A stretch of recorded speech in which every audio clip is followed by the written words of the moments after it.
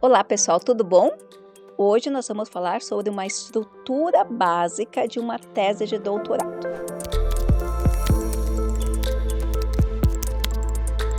Muitas pessoas me perguntam como ou qual seria a estrutura de uma tese de doutorado para saber diferenciar o tempo de dedicação ou saber ali os pormenores do porquê dar preferência para uma tese de doutorado ou para uma dissertação de mestrado. Vamos primeiro situar aqui esse contexto para você poder entender muito bem como funciona e como você pode compreender as principais diferenças e principalmente a estrutura básica. Primeiro, a gente vai lembrar que tese não é de graduação, não é especialização e não é de mestrado. O tese ele é realmente a tese direcionada ao programa de doutorado.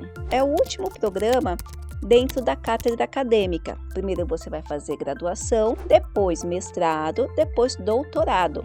Lembrando que cátedra acadêmica é aquilo que direciona para a vivência da pesquisa ou da sala de aula. No mundo corporativo, as pessoas fazem especializações e um objetivo da especialização não é a cátedra acadêmica. Dentro dessa estrutura da cátedra acadêmica, nós vamos ter o doutorado como master. Então, vamos pensar numa escadinha. Vamos pensar na graduação. Então, que tipo de trabalho você entrega na graduação? Veja como professor, o que você espera de uma pessoa quando ela vai se formar. Então a gente vai ver que esse trabalho da graduação ele é muito menos exigente e, na verdade, de acordo com o MEC, nem é mais obrigado, como a maioria das instituições não obrigam, pedem um paper, uma coisa simples, porque não vai ter tanto rigor científico.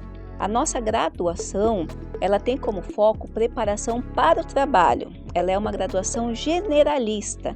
Ela não é uma graduação que vai focar para o mundo acadêmico ou científico, pelo menos até agora. Não sabemos com essas mudanças tecnológicas, com essas necessidades cognitivas, talvez no futuro próximo nós adotemos esse caráter mais científico da graduação.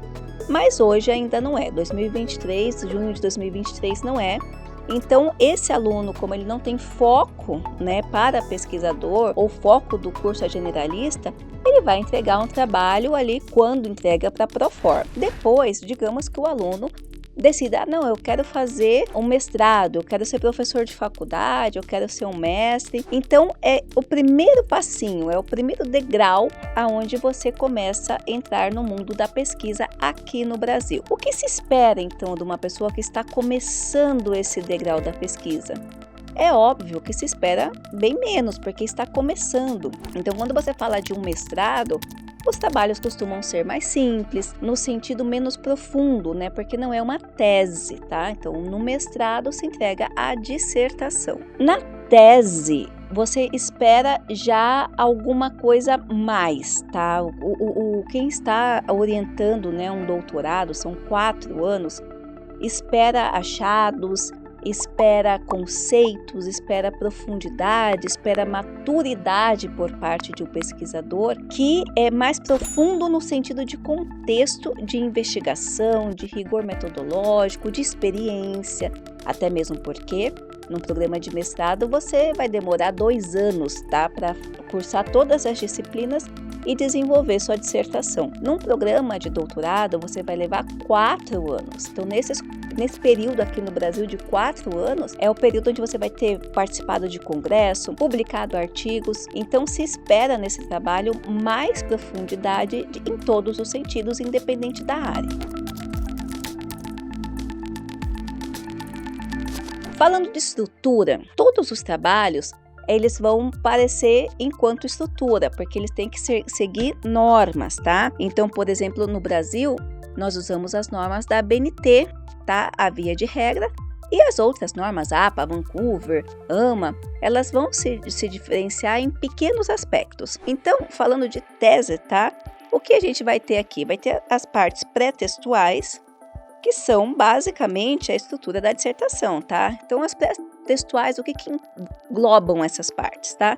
A capa, a contracapa, a folha de rosto, a folha de aprovação, folha de rosto, aprovação, a folha de aprovação, essa folha de rosto que eu chamo para não confundir, tá, com a contracapa, seria uma folha que vai atrás, que aqui junto vai ter a ficha catalográfica, que quem faz é a biblioteca, tá? Não é todo mundo que vai ter essa ficha de cara, tá?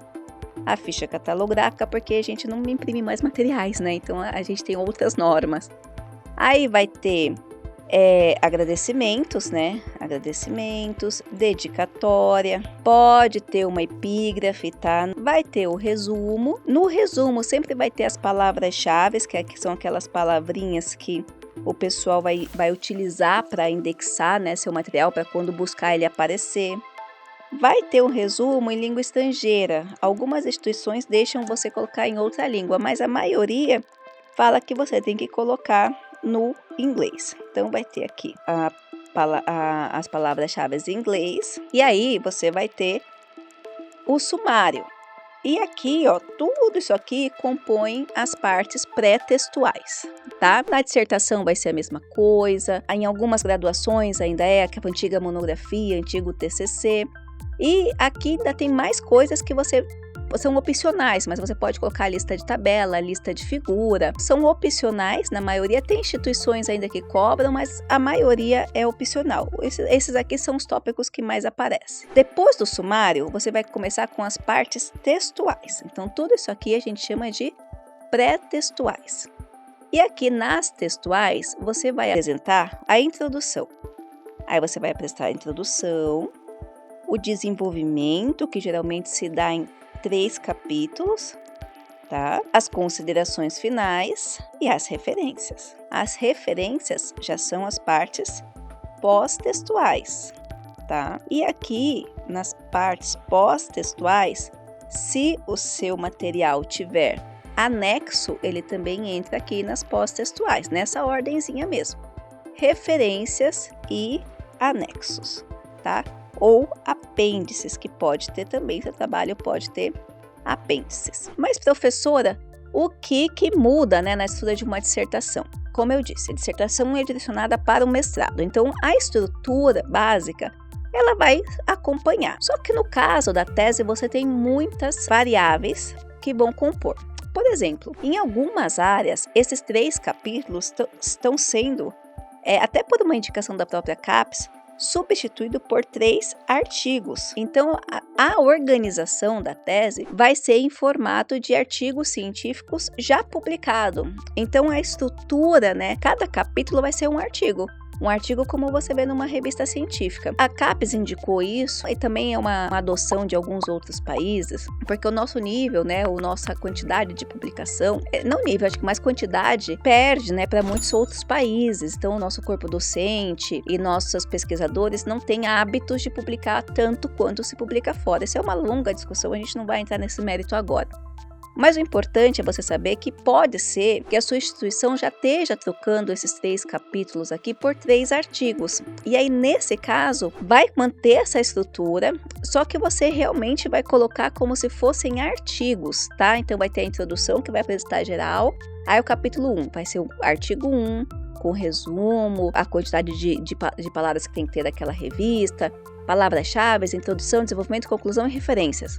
Capítulo 2, um segundo artigo. Ou a sua instituição ainda vai seguir o modelo tradicional, que o modelo tradicional é justamente esses 3 capítulos onde você vai desenvolvendo, tá? Desenvolvendo o quê?